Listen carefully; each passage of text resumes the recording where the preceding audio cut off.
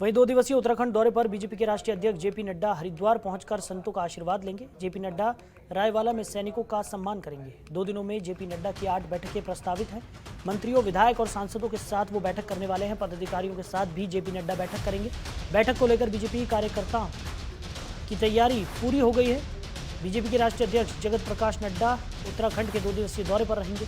Party ने JP Nadda के स्वागत की सारी तैयारियां पूरी कर ली हैं। उत्तराखंड दौरे के दौरान बीजेपी के राष्ट्रीय अध्यक्ष जेपी नड्डा सबसे पहले हरिद्वार जाएंगे, जहां वो संतों का आशीर्वाद लेंगे। साथ ही रायवाला में सैनिकों का सम्मान करेंगे। आपको बता दें कि 2 दिनों में जेपी नड्डा की 8 बैठकें प्रस्तावित की गई हैं। 2 दिन तक चलने वाली इन बैठकों में 2022 के विधानसभा चुनाव की रणनीति पर मंथन है।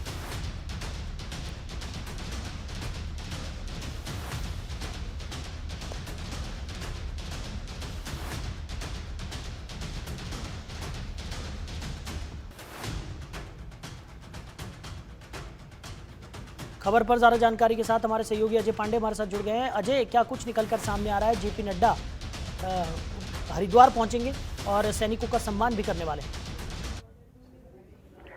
देखिए साहिल, 2022 के विधानसभा चुनाव की तैयारियों को लेकर के बीजेपी ने ये बड़े स्तर पर अपनी जो शुरुआत की है। राष्ट्रीय अध्यक्ष आ रहे हैं और वो विधायकों का रिपोर्ट कार्ड लेकर के आ रहे हैं। सरकार के कामकाज को लेकर के दिशा निर्देश देंगे कि जनता में किस तरह से कार्यकर्ता जाएं, बताएं कि प्रदेश में बीजेपी की सरकार ने कितना विकास कार्य किया है। और सबसे बड़ी बात यह है कि जो विधायक हैं, मंत्री हैं, उन्होंने इतने समय में अपने इस कार्यकाल के दौरान क्या क्या किया है, इन सब विषयों पर भी वो चर्चा करेंगे। आज 10:30, अब कुछ देर बाद ही अभी वो पहुंचने वाले हैं। हालांकि अभी मौसम देहरादून में थोड़ा खराब चल रहा है, बारिश हो रही है, लेकिन जेपी नड्डा के स्वागत की तमाम जो तैयारियां हैं वो की जा चुकी हैं। तमाम कार्यकर्ता मौजूद हैं और वो लोग अपने राष्ट्रीय अध्यक्ष का स्वागत करने के लिए तैयार हैं।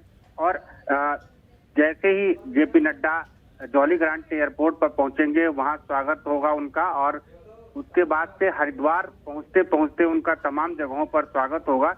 एक होटल में कार्यक्रम तय किया गया है जो हरिद्वार और देहरादून के बॉर्डर पर है। वहां पर वो पहुंचेंगे और जगह जगह उनका जो स्वागत होगा। उसके बाद से 2 बजे वो प्रदेश पदाधिकारियों के साथ जिलाध्यक्षों और प्रदेश मोर्चा के जो अध्यक्ष हैं, तमाम जो आनुषंगिक संगठन होते हैं, उन संगठनों के जो अध्यक्ष हैं, महामंत्री हैं, उन लोगों के साथ बैठक करेंगे, उनसे चर्चा करेंगे, फीडबैक लेंगे कि जनता में बीजेपी सरकार को लेकर के क्या इस समय स्थिति है और हम और अच्छा क्या कर सकते हैं। जो संवाद की स्थिति है, वो संवाद कैसे लोगों तक ज्यादा से ज्यादा पहुंचाया जाए, छोटे स्तर से लेकर के निचले स्तर से लेकर के संगठन को और कैसे मजबूती प्रदान की जाए, इन सब तमाम विषयों पर बातचीत करेंगे।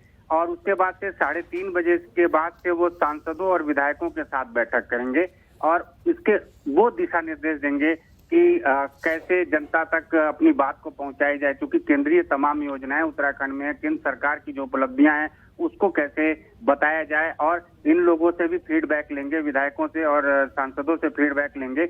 इसके बाद से वो 5:30 बजे से 7 बजे तक मंत्रियों और जो समितियां हैं बनी हुई हैं बीजेपी की, उन समितियों के लोगों से और मंत्रियों से बातचीत करेंगे। उनको भी इसी तरह का दिशा निर्देश देंगे। और 8 बजे के बाद से जो पार्टी की जो टोलियां बनाई गई हैं, उस टोली बैठक को के साथ चर्चा करेंगे, बातचीत करेंगे। और आज का ये कार्यक्रम उनका निर्धारित किया गया है। और कल सुबह 10 बजे से 1 बजे तक का जो कार्यक्रम ये तय किया गया है कि जो पूर्व सैनिक हैं, उन सैनिकों से रायवाला में संवाद करेंगे और वहां उनसे फीडबैक लेंगे कि बीजेपी को लेकर के पूर्व सैनिकों में क्या स्थिति है। क्योंकि उत्तराखंड जो है सैनिक बाहुल क्षेत्र है, यहाँ पर वोट बैंक जो है वो प्रभावित हो सकता है। अगर सैनिक जिस एक पार्टी के पक्ष में अपील करेंगे, एक साथ अगर एकजुट हो जाए तो वो पार्टी के ऊपर काफी प्रभाव पड़ सकता है। हालांकि सैनिकों को अपने पक्ष में करने की तमाम तैयारियां सभी राजनीतिक दलों की ओर से की जाती रही है और इसी क्रम में जेपी नड्डा भी हैं और वो सैनिकों के साथ बातचीत करेंगे, तमाम सैनिकों और पूर्व सैनिकों का सम्मान भी करेंगे।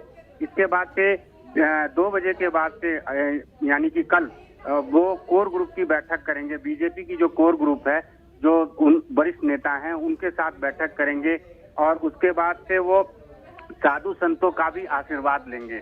यानी कि हरिद्वार और देहरादून में के बीचों बीच में ये कार्यक्रम तय किया गया। हालांकि पहले ये कहा जा रहा था कि उनका कार्यक्रम ठीक है। कुमाऊं के क्षेत्र में यानी रहेगा, लेकिन बाद में उसमें बदलाव किया गया है और यहाँ कुल मिलाकर के पार्टी के तमाम पदाधिकारियों के साथ बातचीत करेंगे, पूर्व सैनिकों के साथ बातचीत करेंगे और साधु संतों का आशीर्वाद भी लेंगे, ताकि 2022 के चुनाव में बीजेपी फिर, चूंकि 60 प्लस का दावा बीजेपी की ओर से किया जा रहा है, यानी कि 60 से ज्यादा विधायकों के जीतने की बात कही जा रही है। तो कुल मिलाकर के ये एक रणनीति है और इस रणनीति पर बीजेपी के तमाम जो वरिष्ठ नेता हैं उनको राष्ट्रीय अध्यक्ष दिशा निर्देश देंगे। जी चलिए अजय, आप बने रहिए हमारे साथ, आगे भी आपसे हम जानकारी लेते रहेंगे। तो हरिद्वार पहुंचकर जेपी नड्डा साधु संतों का आशीर्वाद लेंगे, सैनिकों का सम्मान भी रायवाला में जेपी नड्डा आज करने वाले। खबरों के निष्पक्ष विश्लेषण के लिए सब्सक्राइब करें Jantantra TV and press the bell icon. Never miss any update.